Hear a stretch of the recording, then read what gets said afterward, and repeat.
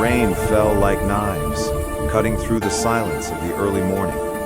Neon lights flickered in the dirty puddles, reflecting the chaos of a city that never slept, it only breathed in agony. Elara moved through the alleys, swift and silent, with the precision of someone who'd learned that one wrong step could be her last. The distant sound of screeching tires made her entire body tense up. Something was wrong tonight. She could feel it. A muffled groan cut through the air, mixed with the metallic echo of a weapon being dropped on the ground. Instinct took over before reason. Elara ran. In the alley to the left, she found a man lying on the ground, his expensive suit soaked with blood, his face pale as paper. The red drops mixed with the water, forming a trail that seemed to pulse. "Don't die now. Not in front of me," she whispered. The girl knelt down and assessed the injury. Blood was spurting out in short bursts. An artery was hit. "Breathe, breathe," she said, tearing the sleeve of her own coat to make a makeshift tourniquet. The rain washed away the blood, but it was also stealing precious time. She pressed down hard, feeling the man's heart weakening beneath her fingers. "You're not going to die here. Not while I'm watching." Suddenly, headlights swept across the alley. A black car slowed down, its engine roaring like a warning. Elara crouched lower, shielding the man's body. The window rolled down and a cold voice echoed. "Are you sure he's finished?" Another voice answered. The contract was clear. No survivors. The car sped away, disappearing into the storm. Fear turned into action. Elara searched through the man's pockets and found a corporate wallet. Alexander Vance, CEO of Vance Corp. "You're one of the powerful ones, and now you depend on a homeless girl to live." With no time for irony, she used an old pen as a breathing tube and started chest compressions. The sound of the rain marked the rhythm. 1, 2, 3, until his body responded. When the paramedics arrived, guided by someone who'd called for help after seeing the car, Elara had already disappeared. The blood on her hands dripped like a silent pact. She watched from a distance as the man was loaded into the ambulance. One of the emergency workers commented, "If it weren't for someone's intervention here, he wouldn't have had a chance." Elara just smiled, hidden in the rain. As the ambulance drove away, the same black car returned briefly, its headlights sweeping through the shadows. A man in an overcoat got out and looked at the blood-stained ground. He lived. He called someone. The job failed. On the other end of the line, the response was cold and calculated. Then finish the mistake and find out who interfered. Elara shrank behind a pile of boxes, watching. The man's gaze was merciless, methodical. He lit a cigarette and threw it on the ground, making the flame reflect off the metallic snake symbol pinned to his coat. As he walked away, Elara felt her heart race. This wasn't a robbery, it was an execution. Hours later, in a hospital room, Alexander Vance woke up surrounded by tubes and wires. "You're lucky," a nurse said. He responded in a hoarse voice, "I don't believe in luck." The memory of the brown-eyed girl from the alley haunted him. "Who was she?" he murmured, but nobody could answer. For the first time, a man who controlled empires realized he owed his life to a shadow from the streets. Outside, as the sky began to lighten, Elara took shelter under an awning. The sound of distant sirens echoed in her mind like a countdown. "They'll be back," she thought. Every instinct screamed at her to run, but something inside told her otherwise. "First, I find out who tried to kill you, then who killed my father." The girl from the alley had just entered the war. If this first twist already has you hooked, just wait for what comes next. Subscribe now and turn on notifications because this story is only beginning and each new chapter will leave you breathless. Back at the hospital, Alexander woke in the middle of the night, his heart racing. The monitors beeping rhythmically served as a reminder that he was still alive and that this shouldn't have happened. He tried to sit up, but his shoulder throbbed with pain. "Mr. Vance, please rest," the nurse urged.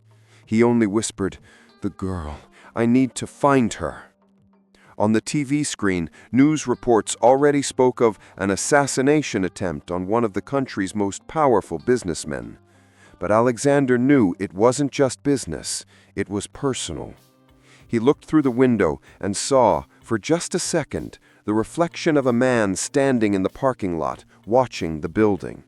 The dark coat, the lit cigarette, the same figure from the previous night. "Croft," he murmured as if naming a ghost. Victor Croft, his partner and best friend for decades. The man who knew every secret, every weakness. The man who had every reason to want him dead. Alexander's mind raced. If Croft was behind this, the girl was now a target too, and she might already be hunted. Meanwhile, Elara slept in a makeshift shelter at the abandoned subway station. She dreamed of her father, a man with a calm voice and steady hands, teaching her how to stitch wounds with fishing line. "Helping others is what keeps you human, even when the world forgets you're a person," he used to say. She awoke with a start, the sound of footsteps echoing nearby. Two men were searching the area, flashlights sweeping across the floor. "The boss said the girl's around here somewhere." Elara shrunk behind a pillar, gripping an iron bar. Her heart was beating so loudly she felt it would give her away. When one of them got too close, she struck. Fast, precise, a clean hit to the knee. He fell, screaming. The other man stepped back, startled. She ran. Outside, the cold air stung her face, but she didn't stop. She darted between streets, alleys, and cars like a living shadow. Behind her, footsteps echoed. A gunshot cut through the air, hitting a wall just inches from her. The sound reverberated down the avenue. "Damn it!" the man shouted. Elara climbed over a fence and disappeared into the darkness, her heart pounding in her chest. At the hospital, Alexander received a call. "Sir, we've located a young woman matching the description you gave us. She was near the central station." He straightened up in bed. "Don't lay a hand on her. Bring her to me safely." After hanging up, he took a deep breath. Her life is connected to mine now, and we both know who wants to sever that connection. Hours later, a woman posing as a social worker appeared at the station. "I have a safe place for you," she told Elara, extending her hand. "A man asked me to protect you." Elara hesitated, but something in the woman's voice convinced her. She got in the car and watched through the window as the streets disappeared behind her. Her destination? The home of the man she'd saved, and the heart of the conspiracy. In a distant penthouse, Victor Croft put out his cigarette and looked out at the illuminated city. "She survived," he said coldly. His assistant confirmed, "Yes, sir, she's going to his house now." A slow smile formed on Croft's lips. "Perfect. Now she'll die under the same roof as him." The car engine roared along the wet avenue, and Elara, unaware, was crossing the threshold between survival and the battlefield. Outside, lightning briefly illuminated the horizon, and with each flash, it seemed fate was laughing, preparing its next move. The storm was only beginning. The car passed through tall gates, and Elara watched a mansion rise before her like a monument to excess. Lights reflected off white columns, and the sound of the engine seemed to echo in another universe. The assistant parked and opened the door. "He's waiting for you." Elara hesitated. The scent of wet garden and polished wood was almost aggressive to someone who lived between asphalt and iron. She entered. The cold marble beneath her feet made her feel like an intruder in a strange temple. Alexander Vance appeared at the top of the staircase, his shoulder bandaged, his gaze weary. "You." The word came out like both a sigh and a relief. Elara maintained her defensive posture. "I thought rich people didn't like owing debts." He smiled. "Some, yes, but not this one." The sound of rain hitting the stained glass windows gave the scene an air of confession. As they spoke, Alexander's son Daniel appeared on the stairs, young but with the same look of someone who'd already seen darkness. "Who is she?" "The girl who saved me." Daniel looked her over from head to toe, suspicious. "Or the one who almost killed you and now wants to finish the job?" Elara raised her chin. "If I wanted that, you'd already be an orphan." The silence was cut by thunder. During dinner, the contrast between them was striking. Silver cutlery, crystal glasses, and Elara eating with her hands. Alexander watched without judgment, only curiosity. "Who taught you to save a man like that?" She wiped her mouth and answered, "My father. He was a paramedic. Before he died, he told me, 'One day, someone will need you more than you can imagine.'" Her voice wavered at the end. Daniel looked away, surprised by the coldness that concealed pain. Alexander rested his elbow on the table. "And how did he die?" She answered without hesitation. "He was silenced." The words froze the air. Alexander leaned back, his gaze distant. Silenced by whom? Elara stared at him intensely. By someone who thought he was God, a man with money and friends in power. Hours later, Elara wandered through the mansion's hallway. The old portraits seemed to watch her. She stopped in front of one painting. Alexander and another man shaking hands, smiling. In the corner of the canvas, the name Victor Croft, the same man who had ordered the attack, the same snake symbol on his ring. Her blood ran cold. Outside, headlights cut through the darkness. A black car parked discreetly. A man got out, lit a cigarette, and looked toward the mansion. The gate guard greeted him with deference. "Mr. Croft, what brings you here so late?" Croft smiled calmly. "Just came to see an old friend." His tone was pleasant, but his eyes were deadly. Alexander came down to greet him. "You should be at home." Croft laughed. "And miss the show? The miraculous survivor welcoming his savior?" The air between them grew heavy. Elara watched from the staircase, unmoving. Croft saw her. His eyes met hers, and in that instant, she knew. He was the man from the alley, the killer, the monster. Croft walked toward her. "So it's you." His voice was smooth but cut like a blade. "I heard you have miraculous hands. I hope you don't waste them." Alexander stepped between them. "She's my guest." Guest or witness? He turned slowly and added, "Be careful, Alex. Sometimes those we welcome bring death with them." When he left, the sound of wet tires echoed like an omen. Elara clenched her fists, trembling. "He was there that night," she said. Alexander confirmed with his eyes. Victor Croft. The name came out heavy, like a sentence. Daniel approached. "What now?" Elara replied coldly.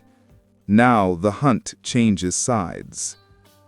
The mansion slept, but Elara didn't.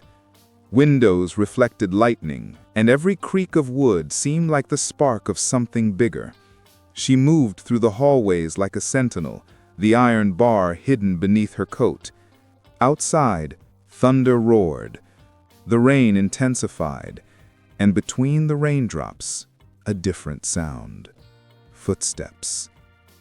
On the security monitor, Daniel saw a shadow moving in the garden. "Father, we have company." Alexander stood up, his shoulder pain forgotten. Croft. The single word was enough. Within seconds, the three of them moved to the ground floor. Elara positioned herself near the entrance. The window vibrated, then shattered. A flashbang grenade exploded through the main room. The blinding light overwhelmed everything. Elara threw herself to the floor, pulling Alexander down with her. Daniel tried to reach the control panel, but a hooded figure knocked him down. The fight was quick and brutal. Elara reacted with precision. She struck the attacker's knee and twisted his arm until she heard a dry crack. "We're not as fragile as we look," she whispered, before disarming him. Another man appeared. Elara turned, dropping a heavy vase on him. The impact echoed through the room. Daniel pulled his father behind the fireplace. "3 intruders confirmed." Elara shouted, "There are more! They're surrounding us!" The alarm blared. Red lights swept across the main room like camera flashes. The chaos seemed coordinated. Outside, a car waited with its engine running. Croft watched the reflection of flames in the windows. "Don't kill them yet. I want to see the fear first." The driver hesitated. "What if the police arrive?" Croft responded without emotion. "They work for me too." And he took a calm drag from his cigarette. Inside the mansion, Elara pushed a heavy piece of furniture against the door, blocking it. "Daniel, cut the power. Let's blind them." He obeyed. Darkness swallowed the main room. Only the sound of breathing and rain remained. Elara used her hearing. Footsteps to the left, wet floor, subtle movement. She struck first. A muffled cry confirmed her hit. 1 down. Alexander trembled, leaning against the sofa. "This is a war," Elara responded.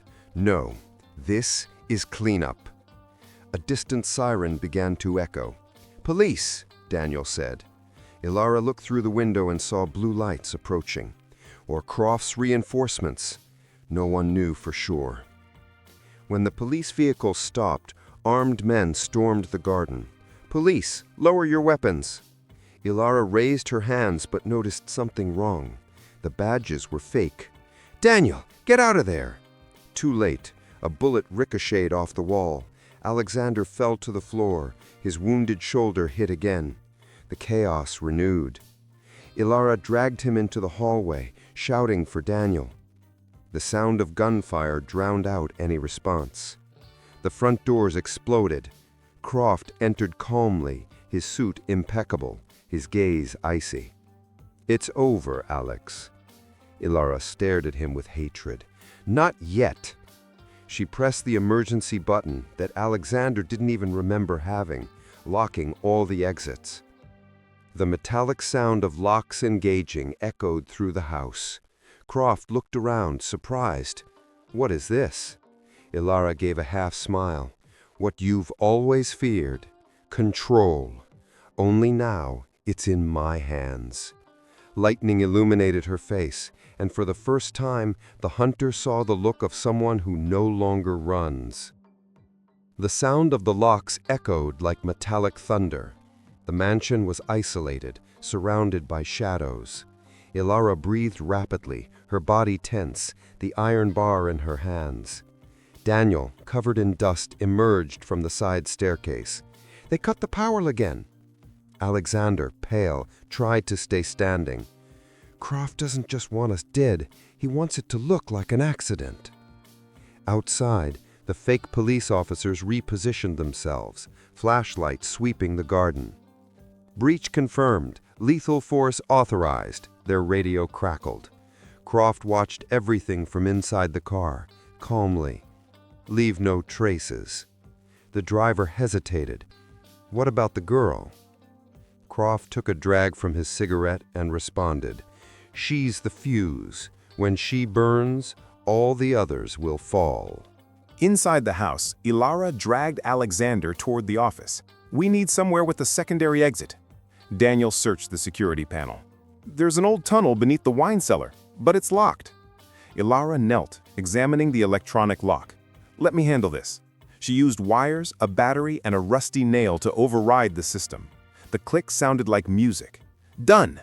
As they descended, an explosion shook the ground floor. The ceiling trembled, dust falling on them. "They're breaking down the entrance!" Daniel shouted. Elara pushed them both into the tunnel. Smoke filled the corridor, and the air grew thick. "Breathe shallow. Follow my voice." The sound of collapse behind them roared like a monster. Croft stepped out of the car, adjusting his jacket. "Confirm the bodies." One of his men approached the smoke, coughing. "Nothing visible, sir." Croft checked his watch, then looked for the ashes. Thunder lit up the sky. His expression was that of a man who saw his own success as art. In the tunnels, Elara led the way with a weak flashlight. The smell of mold and gasoline mixed with the tension in the air. "He'll think we're dead, but we don't have much time before he realizes otherwise," Daniel coughed. "Where does this tunnel lead?" She answered, "Outside the gates. My father worked here years ago. I knew it existed." Alexander, sweating, leaned against the walls for support. "Your father knew my house?" Elara nodded. "He worked on the corporate medical team."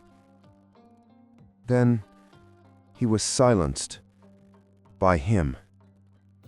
Alexander closed his eyes. "Croft." The name came out like poison. "So you have more reason than I do to bring him down." Elara responded, "Reasons? I have blood debts to settle." They reached the tunnel exit, covered by brush and wooden planks. Elara pushed until she opened a gap. The cold wind hit their faces, mixing freedom with fear. Daniel looked back. "You saved our lives again." She only murmured, "We're not really alive yet. Just breathing between two deaths." Back in his car, Croft received a call. "Sir, there's no sign of the bodies." He was silent for a second, then smiled. "Then we still have a show to watch." He looked through the window, the reflection of smoke covering the night. "Let them run. Despair is the best poison." In the forest, Elara turned to Alexander and Daniel. "From now on, he's not just the enemy, he's the hunter." Daniel responded, "And what are we?" She tightened her grip on the iron bar, her eyes flashing in the rain. "We're the mistake he'll never be able to erase." The rain intensified, turning the forest into a maze of shadows and breathing. The sound of helicopters echoed above the treetops. "He sent thermal scans," Elara said, analyzing the sky. "He thinks he can hunt us like rats." Daniel responded, "Can he?" She smiled tensely. "Only if we run, and I've never been good at that." They took shelter in an old abandoned cabin. Elara treated Alexander's wounds with what remained in the medical kit. "You should be in a hospital," Daniel said. Alexander laughed bitterly. "I've been in many. None of them can cure what Croft has done to me." Silence fell between them. Outside, the sound of breaking branches cut through the moment. Elara raised her hand, calling for silence. A beam of light cut through the cracks in the wood. "They're here," she whispered. Daniel's heart raced. Elara pointed to a hatch under the floor. "Go through there. I'll handle them." Alexander protested. "You'll die." She responded, "Only if I misjudge the timing." The door burst open with a kick. 2 men entered, flashlights and weapons drawn. "Search protocol. She's here."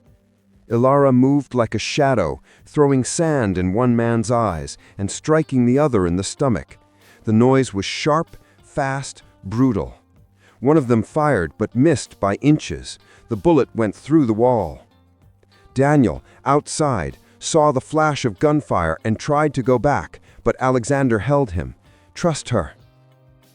Inside the cabin, Elara fought like a force of nature, agile, precise, lethal. When the last attacker fell, she breathed heavily and wiped blood from her mouth. "Tell Croft that hell doesn't want me yet."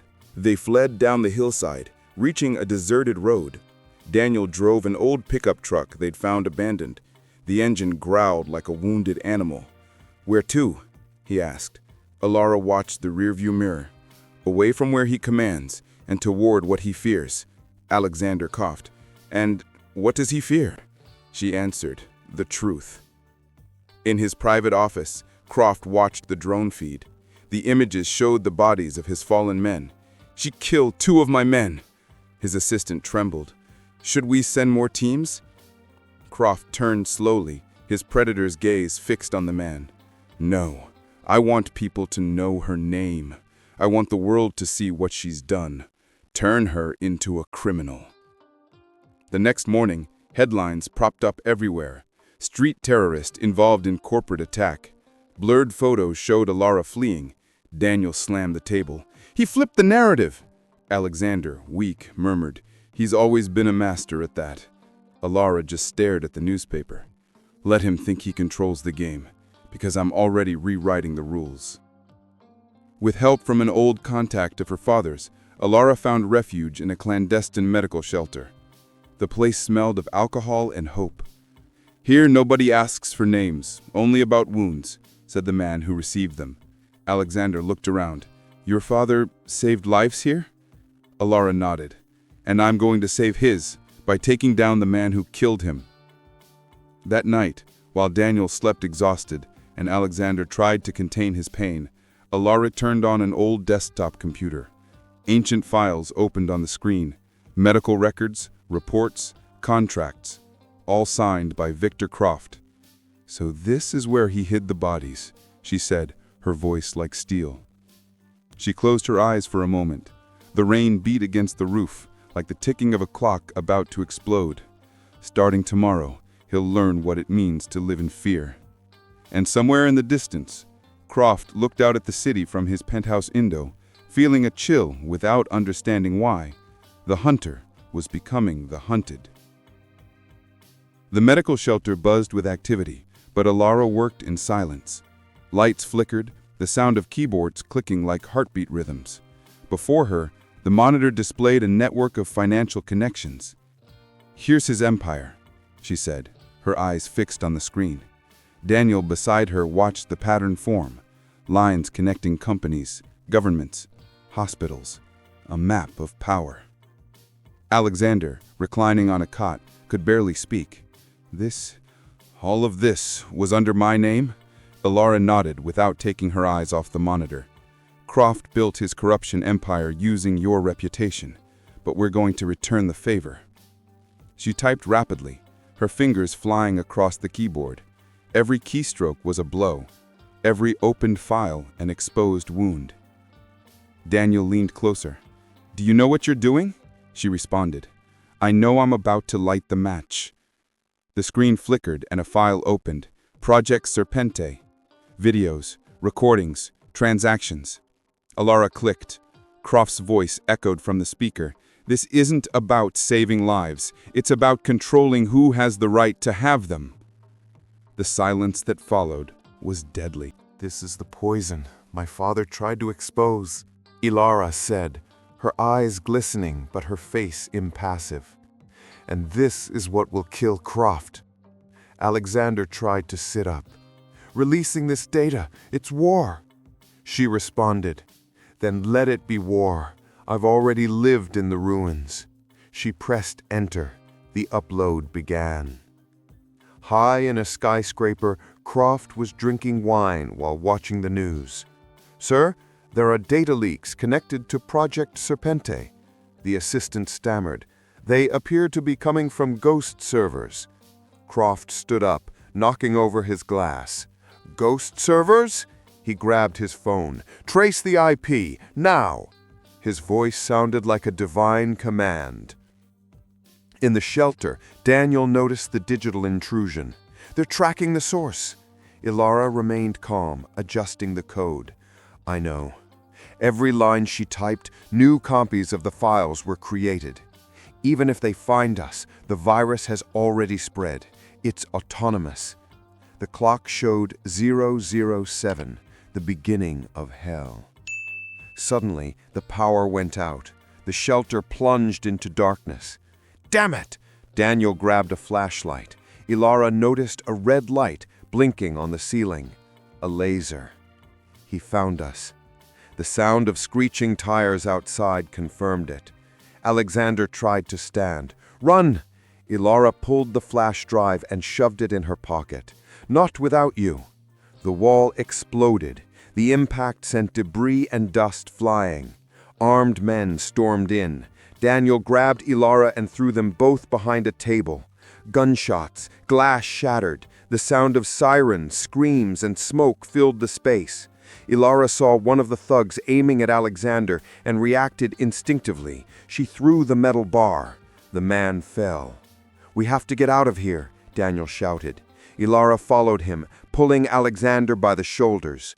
Bullets ricocheted off the walls. An explosion rocked the hallway. The heat burned the air. They ran toward the back exit. Elara broke the lock and kicked the door open. The cold night air swallowed them, and the shelter exploded behind them.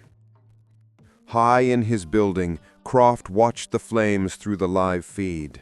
The reflection of the flames danced in his eyes. "She's still breathing," he said with a dark smile. "Perfect. Let the world watch their saint fall." And for the first time, he seemed to be genuinely enjoying himself. The next morning's news turned Elara into a public enemy. Screens showed headlines: homeless girl linked to terrorist attack, CEO on the run after scandal. Croft manipulated the narrative like a conductor leading an orchestra. "The public needs a villain," he told his press team, "and I just gave them one." Elara, hidden in an abandoned parking lot, watched the city's large screens. "Look at this," Daniel said, furious. "They twisted everything." She kept her gaze fixed on the images. "This is how monsters survive. They buy the truth." She clenched her fists. "But truth burns, Daniel, and I brought matches." Alexander coughed, leaning against the car. "The police are hunting us. If Croft finds us first, it's over." Elara opened the digital map. "Then we hunt first." She pointed to the central point of the financial system. "Everything begins and ends there. The server in Geneva. If we hack it, we destroy the heart of his empire." Daniel's eyes widened. "You want to invade his system?" She smiled. "No, I want to tear out its heart." They crossed the border secretly. Planes, pickup trucks, trains. Every stop felt like a misstep about to explode. At each station, unknown faces stared a little too long. Croft had spread rewards, hunters, drones. "He has eyes everywhere," Alexander said. Elara responded, "Then we'll become the shadow he can't see." In Geneva, the trio took refuge in an empty warehouse. The cold cut like glass. Daniel connected the laptop to the server. "We have 3 minutes before he detects us." Elara inserted the flash drive, the same one she'd saved from the fire. The screen flickered. Red codes began moving. "It's now or never." As they worked, a message appeared on the screen. "You think you've won?" Croft was watching them remotely. His voice echoed through the speakers. "You only burned the surface. The poison still runs through the world's veins." Elara took a deep breath. "Then we'll cut off its blood supply." Daniel typed frantically. "We're almost there." Alexander watched, his eyes moist. "Your father would be proud of you." Elara responded without looking away. "He taught me to save lives. Today, I'll save millions by taking one." She pressed enter. The system exploded with codes and alarms. Croft saw the collapse at his headquarters.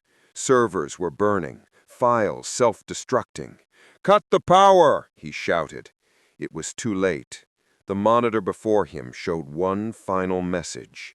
"For Jonathan Hale, his daughter has fulfilled her mission." Croft's face paled. Hale, the paramedic! He understood everything, and for the first time he felt fear. In the warehouse, the lights flickered. Daniel laughed, exhausted. "We did it!" Alexander fell to his knees, overcome with emotion. Elara, however, remained serious. "He's still alive." Daniel turned. "But he's ruined." She looked toward the horizon. "Monsters don't die with money. They die when they lose control." And in the distance, in his burning penthouse, Victor Croft screamed, not from pain, but from fury. Elara closed her eyes for a moment. The rain began to fall. "Father," she murmured, "the truth is free now." Daniel rested his head on her shoulder. "What now?" She responded. "Now comes what nobody shows in the movies, what happens after revenge." The police siren sounded in the distance, but this time she didn't run. She simply waited, standing tall, with the look of someone who had conquered hell and was still breathing. The flames still reflected in the windows of the Vance Corp building as Elara and Daniel left Geneva. The cold wind hit her face, but her mind was elsewhere. Croft had lost his money, his allies, and his reputation, but not his power to harm. "He won't hide, he'll retaliate," Elara said. "And when he does, he'll expose everything that remains." Daniel asked, "What if it's a trap?" She responded, "Then that's exactly where we're going." In a dark room, Croft watched the news on multiple monitors. The headlines called him a criminal, a traitor, a murderer. The rage was almost physical. "They took my empire, but I still have the foundation," he said, smashing his whiskey glass against the wall. "She thinks she's won, but I have what she'll never have: fear." He called someone. "Bring the girl to me, alive. I want to look in her eyes before the end." Elara received an anonymous message on her phone. "If you want to finish what you started, come alone. Coordinates: an industrial warehouse by the river." Daniel tried to stop her. "It's him. He'll kill you." She put on her coat, her gaze fixed on the horizon. "He taught me everything I need for this: fear.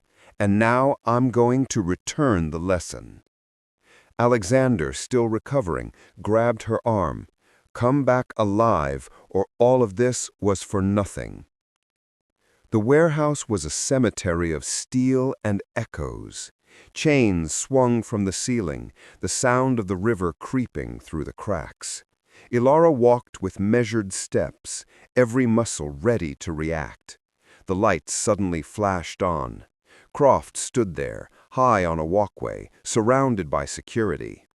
"You're hard to kill, girl," his voice echoed, smooth and lethal. "I'm not a girl anymore, and you're no god." Croft descended slowly, his suit wrinkled, his face marked by anger and loss. "Your father thought he could bring me down. He died believing that. Now you're here to continue the tradition." Elara held his gaze steadily. "He died saving lives. You'll die trying to erase yours." Out of nowhere, the lights went out. The sound of gunshots echoed. Elara threw herself behind a stack of boxes. Daniel, who had followed her secretly, activated a portable drone and projected false images across different points in the warehouse. "They don't know where you are," he shouted through the communicator. Croft roared with anger. "Cowards, show yourselves!" Elara moved quickly, striking the first guard with a loose metal bar. The impact reverberated through the metal structure. Croft reacted, pulling a gun. "Come out, Hale!" The sound of her name echoed, and for a second, time stood still. She stepped out of the shadows. "So you know who I am? Now take a good look. This is the face of everything you destroyed." Croft fired. The bullet grazed her shoulder. Daniel shouted. Elara lunged forward, using the reflection of light to close the distance. She struck his arm, and the gun clattered to the ground. The two of them tumbled across the floor, fighting amid debris and sparks. Croft was stronger, but she was faster. "You should have died with your father," he yelled. "And you should have been born without a soul," she retorted, driving the metal bar into his shoulder. Blood flowed, and Croft fell, gasping for air. "You think you've won?" he laughed, spitting blood. "Destroying me doesn't erase what I've done. Other snakes have already been born." Elara looked down at him. "Then I'll hunt them down one by one." She activated the transmitter attached to his collar. The live audio feed was already streaming. "You know the difference between you and my father, Croft? He saved lives. You're sacrificing yours." Sirens began to sound in the distance. Croft looked around, desperate. "What did you do?" She simply said, "I gave them the show you always wanted." Within seconds, the place was surrounded. Daniel ran to her. "Elara, let's go." She looked at Croft one last time. "Truth doesn't need heroes, just courage." And she walked away, leaving him on his knees as helicopters illuminated the scene. Dawn broke over a city in shock. The news showed Croft being arrested, bloodied, surrounded by cameras. The full confession, broadcast live, played on every channel. "I did it. I killed Jonathan Hale," the audio said. The entire country heard it. Elara's father's name was finally cleared. "Justice," Alexander murmured as he watched the TV.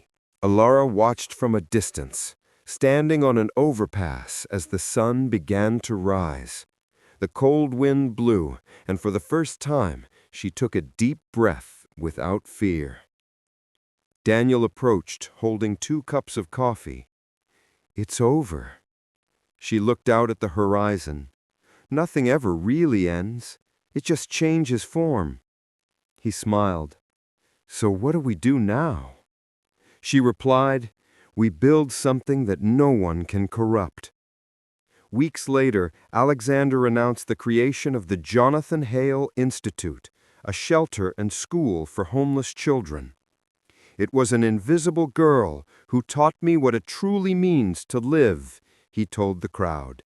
The applause was deafening. Elara watched from the audience, wearing a hat and coat, without revealing herself. She didn't need to. Her father's legacy was already alive.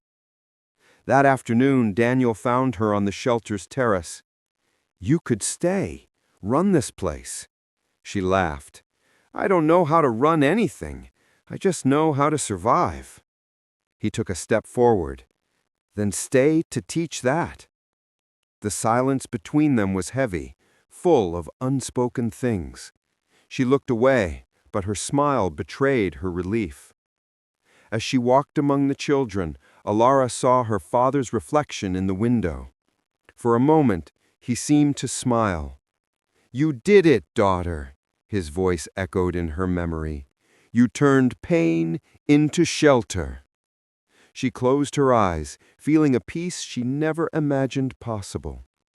But as evening fell, a letter was left on Alexander's office desk, an envelope with no return address, just a single handwritten phrase: "The serpent has more heads than you realize." The businessman frowned. The danger seemed distant, but shadows never completely disappear. Elara, standing at the gate, felt a sudden chill. She looked around. No one there, just the wind. "Did you feel that too?" Daniel asked. She nodded. "Some wars we win, others we watch." The rain began to fall gently, and she opened her arms. "But today I rest." An imaginary camera would slowly pull away, showing the shelter full of light, laughter, and hope, while the city in the background continued to rebuild itself. The girl from the alley had now become a symbol of a new beginning. Justice hadn't erased the past, it had simply given it a new name. The final frame would show Elara gazing at the horizon, her eyes steady, with a slight smile. Voiceover. The world tried to bury me. It forgot I was a seed. Hard cut to black. In the end, Brooke discovered that not every invasion destroys. Some reveal what was hidden all along. If this story gripped you, leave a like, share, and subscribe now. Here, every truth has two sides, and the next one might be even more shocking.